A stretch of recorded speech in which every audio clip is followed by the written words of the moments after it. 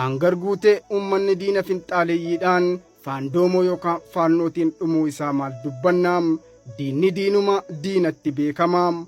Garuu har'a Oromoon Oromoo ta'eem afaan tokko dubbatum aadaa fi seenaa tokko qabum biyya abbaa isaanii dhiisanii biyya ormaa keessatti egeree fooyyaa ijaaruuf bahaniim.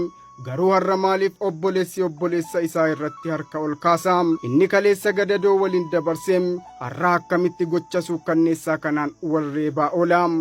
Dhagahaam kanarra mormii isaa kutamee liivii miidiyaa irratti gurguramu kun dhiiga keetiim, obboleessa keetiim.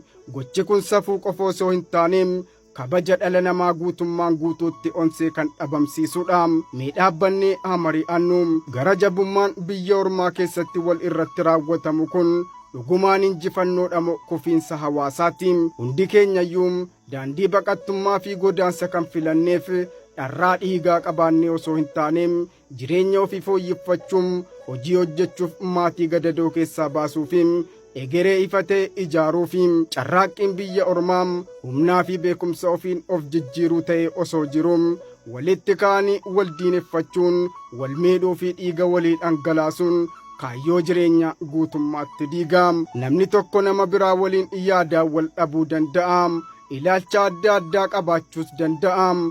Garuu garaagarummaan ilaalchaam tasuma mirga lubbuu namaa balleessu eenyuufiyyuu hin kennuum. Yoo rakkoon uumameem mallee fi furmaanni inni tokkichim daandii nagaa fi marii fi araaraatiin xumuruudhaam.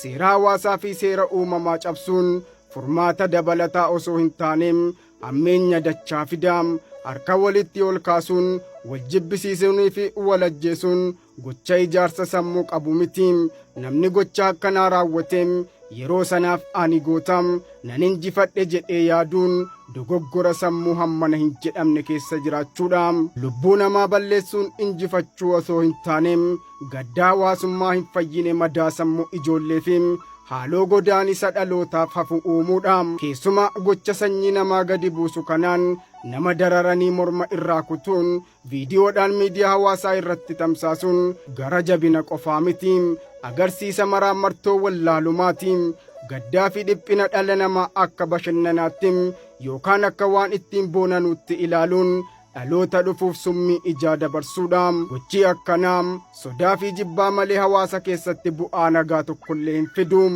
Obboloota keenya kan biyya ormaa keessatti walirratti duula banuun gocha akkasii raawwataa jirtanuum mee dhaabbadhaa gadi fageenyaan yaadaam. Waldhabdee yoo jiraate dubbadhaam. Mufannoo yoo jiraate araaramaan xumuraam. Rakkoo yoo jiraateem maanguddootaa fi beektota gidduutti ijaarsaan fixadhaa maleem lubbuu walii hin yakkinaam. Haaloo ba'uun dadhabinaam. Jabinni dhugaan aarii ofii to'achuun rakkoo karaa nagaan furuufiim dhiiga obboleessa ofii calaqqisee mul'atu kabajuudhaam. Wanti biyya ormaatti nu barbaachisu yoo jiraateem wal gargaaruum wal jajjabeessuu fi yeroo rakkinaa wal eeguudha maleem warreebuu fi maqaa walii balleessaniim maqaa ofii balleessaniim maqaa saba keessaniifiim maqaa biyya keessanii gara jabummaan hin xureessinaam. Harka keessan walirraa gadi buusaam. Garaa waliif laafaam.